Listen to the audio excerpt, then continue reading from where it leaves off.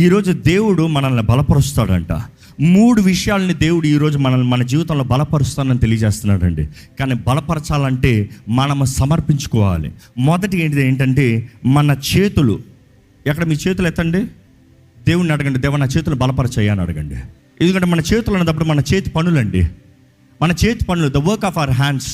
మనం రాసే పరీక్షలు, మనం చేసే ఉద్యోగాలు, మనం చేసే పని, వ్యాపారము, వాట్ ఎవర్ మీ చేతితో జరిగించే ఏదైనా, it's your life, it is your life. God bless my hands. ఒక మాట యథార్థంగా, దేవా నా చేతులు, నా జీవితాన్ని, నా కుటుంబాన్ని, నేను ప్రయాసపడేది, అయ్యా నా చదువుల్ని, అయ్యా నా వ్యాపారాన్ని, what ever I'm doing, bless lord. నేను చేయి పెట్టేదంతా సఫలత చూడాలయ్యా, నేను చేయి పెట్టేదంతా ఆశీర్వదించబడాలయ్యా, నేను చేయి పెట్టేదంతా దీవెన చూడాలయ్యా. ఎవరు చేయి పెట్టి పని చేయింది, నేను చేయి పెడితే పని చేయాలి ప్రభా. ఎవరు చేయి పెట్టి జరగంది, నేను చేయి పెడితే జరగాలి ప్రభా. అయ్యా ఎవరు రాసి రాని మార్కులు నాకు రావాలి, ఎందుకంటే నా చేయిని బలపరిచేది నువ్వు ప్రభా, నా జీవితంలో జయమిచ్చేది నువ్వు ప్రభా. You are the one who's going to exalt me, you are the one who's going to give me good success. దేవా నా చేతిని బలపరచు, నా చేతిని బలపరచు ప్రభా. ఇక్కడ ఉన్న మా అందరి చేతులను బలపరచు. రెండోదండి మన మోకాలు. ఈరోజు చాలా మందికి మోకాల ప్రార్థన లేదు. ఎంత గొప్ప వ్యక్తి అయినా కూడా మోకాల ప్రార్థన, దేవుడు ఎవరో తెలిస్తే మోకాల ప్రార్థన చేస్తారండి. ఈరోజు చాలా మందికి మోకాల ప్రార్థన లేదు. మోకరించి ప్రార్థన చేయమంటే ఏదో ఈగో ఎఫెక్ట్ అయిపోతుంది పాపం.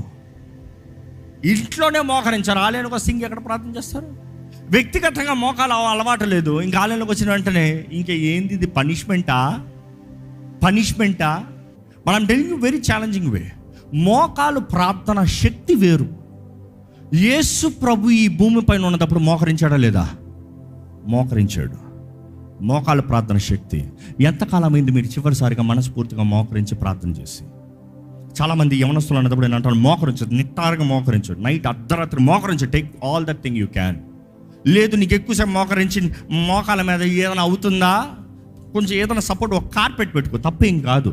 But your attitude saying God I'm trying my best, I'm humbling, తగ్గించుకుంటున్నాను.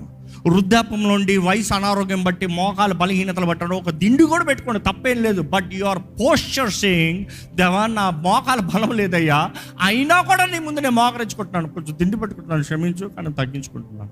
ఇంకా అంత అనారోగ్యం ఉందా, బెడ్ మీద మోకరించండి, అంత అనారోగ్యం ఉంటే. But the posture of prayer, you see there is a posture. దేవుని వాక్యలో కూడా అనేక సార్లు చూస్తాము, అనేక మంది భక్తులు before their journey they knelt down and prayed. It is very significantly written, knelt down and prayed. వారు మోకరించి ప్రార్థన చేశారు, ప్రత్యేకంగా కనబడుతుంది. దేవుని వాక్యలో తెలియజేస్తుంది. ఫిలిప్పీయులు 4:6 మనకు చాలా బాగా తెలుసు. దేని గురించి చింతింపకుడు గాని ప్రతి విషయంలోనూ ప్రార్థన విజ్ఞాపనల చేత కృతజ్ఞతాపూర్వకంగా మన విన్నపముల్ని దేవునికి తెలియజేయాలి. ఈరోజు చాలా మంది they are more anxious than praying. ఈరోజు చాలా మంది యాంగ్జైటీ ప్రాబ్లం, యాంగ్జైటీ ఏమైపోతుందో, జరగని దాన్ని జరిగినట్టుగా ఊహించుకుంటాం, అవ్వండి అయినట్టుగా ఊహించుకుంటాం, మాట్లాడినట్టుగా ఊహించుకుంటాం. Anxious. God is saying stop being anxious, do what you need to do. నీవు ప్రార్థించాలి. Your posture of prayer, your way of praise, give him praise, give him thanks, beg him. మనుషులు అడుక్కుంటారు ఈరోజు, మనుషులు సహాయం చేయవా. ఒకప్పుడైతే సహాయం చేయవా అని చేతులు జోడించేవారంట. ఈరోజు స్టైల్ ఏంటి తెలుసా, సహాయం చేయవా అని ఫోన్ ఇట్ట పెడతారంట. అంటే ఫోన్ చేసి నాకు సహాయం చేయవా, నాకు కొంచెం పంపించవా. ఈరోజు ఇంకొక స్టైల్ ఏంటంటే messaging, can you help me. You're not praying, you're asking, can you help me, can you give me this, can you do this, can you provide this. Stop seeking people, seek God. He will provide everything for you. నీ తలని హెచ్చించే దేవుడు ఆయనే, నీ కొమ్ముని హెచ్చించే దేవుడు ఆయనే.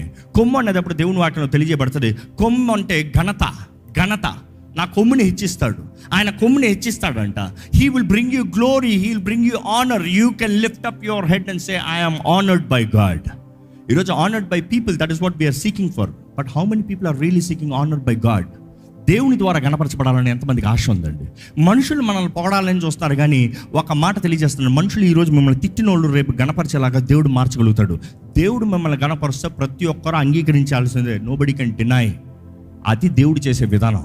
మనుషులు తాము గణపరచుకోవాలంటే వారి పొగడతలు, వారి ఘనత, వారి కేపబిలిటీస్, వారిని డబ్బులు ఇచ్చి గణపరచుకుంటారు. ఈరోజు చూడండి, నీకు ఇది ఇస్తానని చెప్పి కనపరుచుకుంటారు.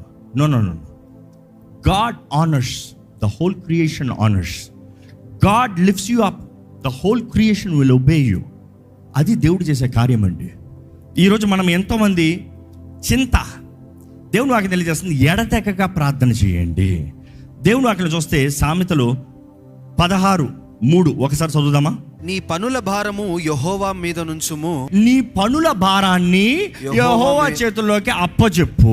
నెక్స్ట్ ఏంటి? అప్పుడు నీ ఉద్దేశములో సఫలము. ఈరోజు మనకు చాలా మంది ఉద్దేశాలు ఉన్నాయి.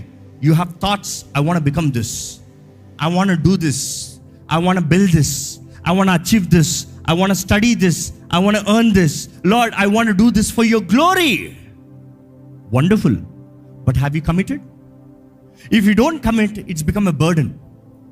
ఈ మాట కమిట్ అన్న మాట హీబ్రూ, ఓల్డ్ హీబ్రూ, బైబిల్ మొత్తం ఓల్డ్ టెస్ట్మెంట్ అంతా హీబ్రూలో రాయబడింది, న్యూ టెస్ట్మెంట్ అంతా గ్రీక్లో రాయబడింది. యేసు ప్రభువు మాట్లాడే మాట వాడుక భాష అరామిక్ నుండి it's been taken back to Greek చాలా మాటలు.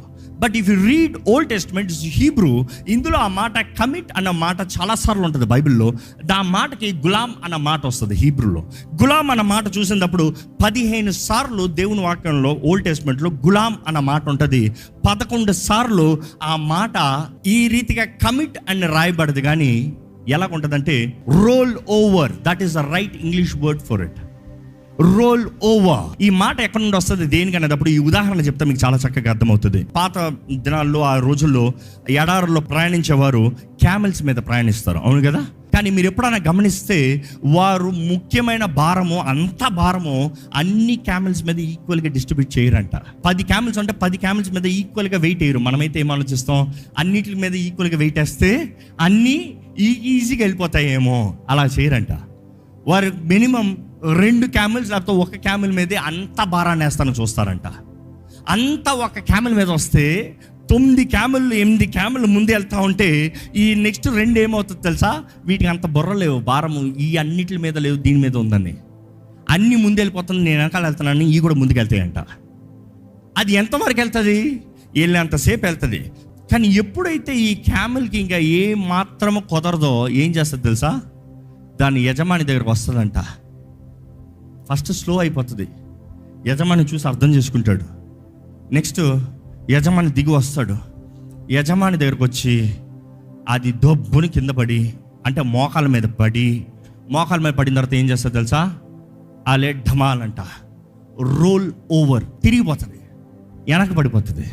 ఇంకా ఈ భారము నేను మొయ్యలేను బాబోయ్, నాకు కుదరదు, నేను ఇంతసేపు నడిచాను, ఇంత నీరు తాగాను, నేను చేయాల్సిందంతా చేశాను, ఇంకా నాకు కుదరలేదు. I role over, submit. ఆ మాట కమిట్ అన్న మాట కూడా అర్థం అది గులాం. ఆ మాటకు అర్థం ఏంటంటే నీ భారాన్ని నువ్వు మొయ్యొద్దు, నీ భారం నువ్వు మోస్తే అవ్వదు. నీ భారం అంతా ఇల్లు సమస్య, కుటుంబ సమస్య, ఆ సమస్య, ఈ అప్పు, ఆ కర్మ, ఈ కర్మ అంతా మీదేసుకునే, దేవా నిన్ను సేవిస్తాను, దేవా నీ కొరకు నేను ఇది చెయ్యాలి, నేను ఇది సాధించాలి, నడుస్తున్నావు ఇంకా అవ్వలే. దేవుడు అంటాడు వదిలేయి, నువ్వు మొయ్యొద్దు, నువ్వు మోస్తానికి కాదు, నీ భారం అంతా యెహోవా మీద మోపు.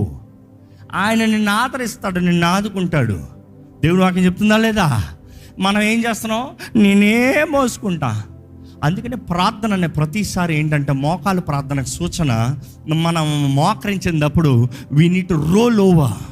నేను తిరిగి పడుతున్నా, ప్రభువా ఇంకా నాకు ఇది కుదరలే, ప్రభువా నా వల్ల ఇది చేత కావట్లే, ప్రభువా ఈ వ్యాధితో నేను ఇంకా చేయలేకపోతున్నానయ్యా, దేవా ఈ నష్టంతో నేను చేయలేకపోతున్నానయ్యా, ప్రభువా ఈ అప్పులతో నేను చేయలేకపోతున్నాను, ప్రభువా ఈ నిందతో నేను చేయలేకపోతున్నాను. Lord I cannot do, I need you. నిజంగా ఒక మనిషి మోకాల మీద పడ్డారంటే మీ ముందు ఎంతగా తగ్గించుకుంటున్నారని అర్థం, ఎంతగా సహాయం అడుగుతున్నారని అర్థం. ఈరోజు మనం నిజంగా దేవుని సన్నిధిలో మోకరించగలుగుతున్నామంటే గర్విష్టి మోకరించడు, కానీ మనం నిజంగా ఆయన సహాయం చేయగలిగిన దేవుడిని గ్రహించుకుంటూ, దేవా ఈ భారం నేను మోపలేకపోతున్నాను, నేను మొయ్యలేకపోతున్నాను, ఇది నేను సహించలేకపోతున్నాను, నీ దగ్గర మోసేస్తున్నాను. ఐఎమ్ కమిటింగ్ టు యూ గులాం, I'm putting it over to you. మోకాల ప్రార్థన శక్తి ఘనమైందండి.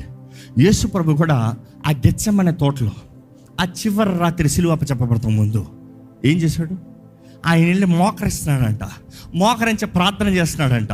ప్రార్థన చేసేటప్పుడు ఆయన బాధ చూడండి, వేదన చూడండి. ఆయన చెమట రక్తపు బిందుల్లాగా పడుతుందంట. So much of pain, so much of burden, so much of stress. తండ్రి నా చిత్తం కాదు తండ్రి, నాకు అవుతలేదు తండ్రి, నాకు కుదురతలేదు తండ్రి, నీకు చిత్తమైతే ఈ గిన్నె నా దగ్గర వచ్చి తొలగించిపోయి తండ్రి, అయినా కూడా నా చిత్తం కాదు తండ్రి, నీ చేతులకు అప్పచెప్తున్నా. You see God strengthened.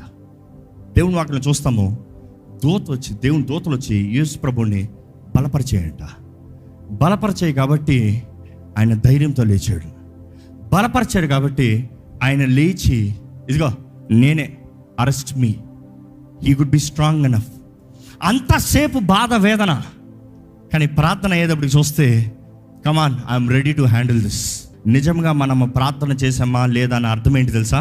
మనం ప్రార్థన చేసే ప్రతిసారి we have to roll over.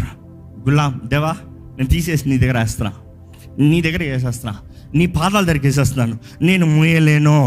యేసు పాదాల దగ్గర మోపాలంట. యేసు పాదాల దగ్గర, అయ్యా ఇదిగో నువ్వే నీ నామంలోనే, నీ ద్వారంగానే, నీకు బట్టే ఐఎమ్ పుట్టింగ్ ఇట్ ఓవర్.